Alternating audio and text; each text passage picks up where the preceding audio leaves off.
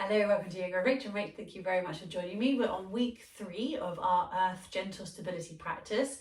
It's Thursday the 14th. We've officially gone through into a lot more retrogrades now. So this week just gone Saturn, Venus, and today Jupiter all join Pluto in retrograde. So really honouring this time of slowing down. The reason I wanted to highlight that is retrogrades are periods of slowing down. I've kind of joked that at the moment the whole world is in that period of a retrograde where we're being not forced but guided into slowing down in what we're doing, and we may be finding that when we're at home a lot and we're going into a slower pace. Taurus is known as the slowest sign of the zodiac, and we mean that they're very deliberate. There's lots of thought process going into planning before we put our action into place. So you may be finding that at the moment as well. So retrogrades are periods of slowing down. So the fact that at the moment we have 4 planets retrograde, then it's being aware that those are offerings or opportunities of us to slow down. So if you are go, then just notice this is a time to slow down.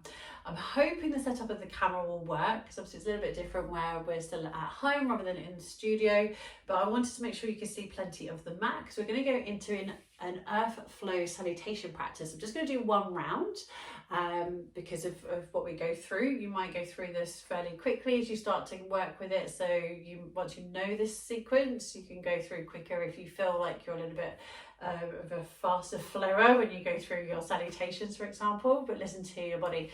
So there will be a point at the beginning and the end where we come up to standing, but I wanted to make sure you see the mat because we stay quite low for the majority of this sequence. So we're going to start straight away. Come on up to standing, be around the top of the mat, but make sure you've got room in front of you.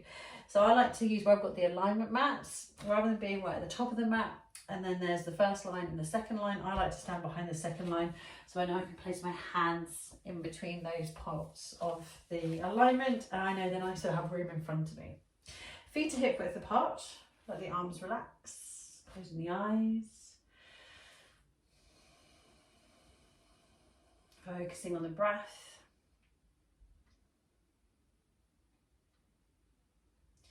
As you inhale, raise the arms. As you exhale, folding forward, bend the knees, so fingertips or palms of hands around the mat, chin to chest. Inhale, halfway lift, lifting the chin. Turn the toes out. As you exhale, bend the knees into your Malasana yogic squat. Inhale, lifting the chin, hands can stay on the mat or hands might be lifted. Exhale, push into the feet, lift the hips, turn the toes in, standing forward fold. We're going to do that 2 more times. Inhale, lifting the chin, turn the toes out. Exhale, yogic squat. Don't worry if your heels are lifted or if they're on the mat. Inhale, lifting the chin. Exhale, folding forward. Inhale, halfway lift. Turn the toes out. Exhale, bend the knees, Malasana yogic squat. Inhale, halfway lift. Exhale, standing forward fold. Inhale, lifting the chin. As you exhale, move into plank. Walk, step, or hop your way there. So we've got a few variations of dynamic and restorative poses, and you can stay in them for as long or as short as you like. So plank is our first dynamic pose. Side lift of the chin, shoulders over the wrists, hips are not low, pushing the heels back. When you're ready, we're going to lower the knees, bring the hips above the knees, so you're going to keep the tailbone high. We're going to move into puppy pose. You've got 3 placements here, so you can bring one hand across the other, bending the elbows, the arm goes across the mat, and stack the other arm on top, resting your forehead on top of the arms. Second option, you might wiggle the arms forward to bring the forehead down onto the mat. Or last option, reach the arms forward, so the arms are in that placement as though you're going into forearm plank or sphinx. So the elbows, the forearms are on the mat, going along or parallel to the mat. Focusing on the breath, we're going to move into forearm plank. So lifting your head, reach the arms forward if the hands were stacked. So elbows, forearms, palms, the hands are on the mat. Lift the chin. Pull the shoulders forward so the elbows and the shoulders are in alignment. Tuck under the toes to lift the knees. Make sure your hips are not too high. Push the heels back. Focus on the breath. You do not have to be here for long, especially if you're feeling any tension in your neck and shoulders. Lower the knees, the thighs, the hips, the belly. Untuck the toes, lift the chin. You might wiggle the hands forward a bit as we move into Sphinx pose. And this pose might be quite comfortable or it might be quite dynamic. So we're going to move into Pranam, our belly down Savasana. Bring in one hand on top of the other and rest the forehead on the hands. Focusing on the breath.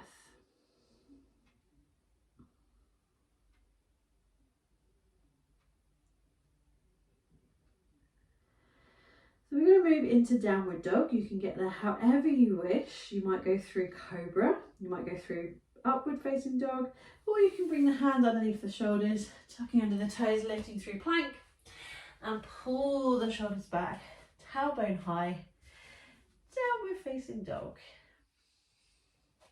Inviting some movement in here if you wish to. And in a moment we're going to move into low lunge. We're going to bring our right foot through. You might step it in between the hands, or inhale, right leg lifts. Exhale, bring the knee into the belly, pull the shoulders forward and place the right foot in between the hands. Give it a nudge if you need to. You can bring that left knee down onto the mat. Make sure it's behind, not underneath the hip. Toes tucked or untouched, your choice. Keep the hands on the mat. Draw the hips forward and lift the chin slightly. So we're getting that stretch into the hip flexors of the left leg. You might feel that elsewhere, which is normal. You might not feel this at all. And we're going to pull the hips back, keep the tailbone lifted. So by that I mean we're not sitting the tailbone down, and start to let the right toes lift. Right leg starting to straighten as we move into half splits, Ardha Hanumanasana. And you might keep the hands by your foot, you might have the hands by your hips, but hands on the mat. Or you might lift up, hands on the mat, or you might use the wall or a prop you have around to support your balance whilst you're here. When we're going for that gentle stability, we're finding that balance. Slowly moving forward, low lunge. We're going to do that 2 more times. So just gently finding that stretch whilst you're here. And pull the hips back. Start to straighten the leg, letting the toes lift. You might still have a bend in the knee, that's fine, especially if those hamstrings are tight. Remember, you can walk the hands back, you can lift the hands up, start to lift away from the leg. Don't go too dynamic here. Gently pull the body forward, low lunge, walk the hands forward if you want them back. I'm going to do 1 more half splits on this side. And we're going to go through that vinyasa again. So pull the hips back, straighten the right leg. Such a lovely stretch. But if it feels dynamic, it's quite normal. If you do a lot of sitting, or on the other side of it, if you do a lot of walking, a lot of running, back of the legs can be really tight. Slowly moving into your low lunge. Tuck under the left toes to lift the knee.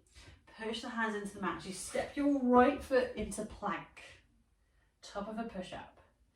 Your choice. You might already be moving into puppy pose. You might be hovering here a little bit longer with me. Don't force this one. Whenever you know you're ready, lower the knees. Tailbone stays over the hips. You can untuck the toes. Find your placement of the arms. What feels right for you.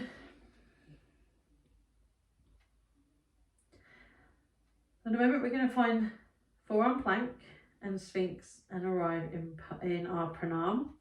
Don't rush, so you might be here for a little bit longer in puppy pose, but when you're ready, lifting your head, if your hands, the arms are stacked, reach the arms forward, palms, forearms, elbows are on the mat, parallel to the sides of the mat. Lift your head, pull the shoulders over the elbows, tuck under the toes to lift the knees, hips are lifted and hovering, so you're not here, you're quite low. The arms are shaking, that's normal. Lower the knees, the thighs, the hips, the belly. You can walk the arms forward, lift the chin, Sphinx pose. See how you feel with Sphinx pose. Sometimes this is comfortable, I quite like this pose.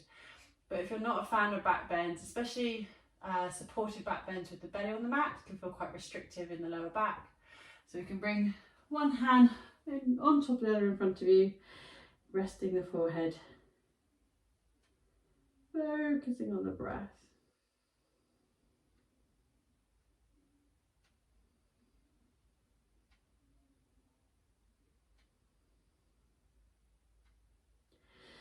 Finding your way into downward facing dog. You're welcome to go through cobra or upward dog, or just sliding the hands underneath the shoulders, tuck under the toes, lifting up and into that downward dog. You don't have to do anything fancy. You can skip out that back bend if you wish to. So we're going to do exactly the same on the left that we've just practiced on the right. So we're going to bring the left foot through. Either step it straight there or inhale, left leg lifts. Exhale, bring the knee to the belly, pull the shoulders forward, place the left foot in between the hands. You might need to give it a nudge and place that right knee down. I like to have the toes untucked. Gently draw the hips forward for your low lunge. Slight lift of the chin. I'm just noticing now that we've changed size. Can you feel any difference? Are you aware of any difference in the legs? We're going to find our half split. So walk the hands back, pull the hips back, keep the tailbone lifted so you're not sitting on the tailbone. So you start to straighten that left leg, let the toes lift. You can keep the hands closer to the hips, lift the chin and the chest. If you're here, make sure you then lift up a little bit higher, because otherwise you're just going into a bit of a balance, which you don't need to worry about. Bring the hands down if you had them lifted, walking forward, low lunge. We're going to do that half splits, Ardha Hanumanasana, 2 more times. Taking your time. You don't have to hold these for long, but the more you practice this movement, low lunge to half splits, the more of a difference you will feel in your hamstrings, in your hip flexors. Focusing on the breath. Slowly moving forward. We can do that one more time. As you pull the hips back, hands might stay with that foot. You might be walking the hands back towards the hips, lifting the hands onto the hips and lifting the chin and the chest. Find your variation of this pose. Slowly moving through to low lunge. We're going to do that vinyasa one last time. So you're going to place the hands on the mat underneath the shoulders, tuck under the right toes, lift the knee, stepping into plank. Focusing on the breath.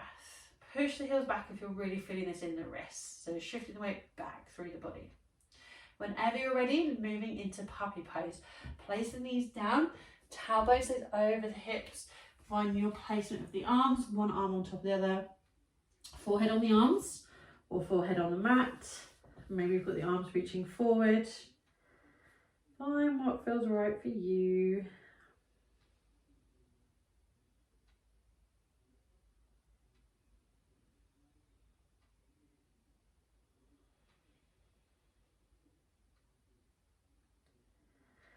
So we're moving through towards that pranam. So from puppy pose, we're going into forearm plank, sphinx pose, and then into pranam. So take your time, lift your head, reach the arms forward if the arms are stacked. Shoulders are going to pull forward over the elbows, tuck under the toes to lift the knees, make sure the hips hover above the mat, you're not pushing the tailbone high. Whenever you're ready, lower into sphinx pose. Might wiggle the arms forward, lift the chin, lift the chest. Staying here for a few moments, but whenever you're ready, moving into that pranam, let the shoulders, the arms relax.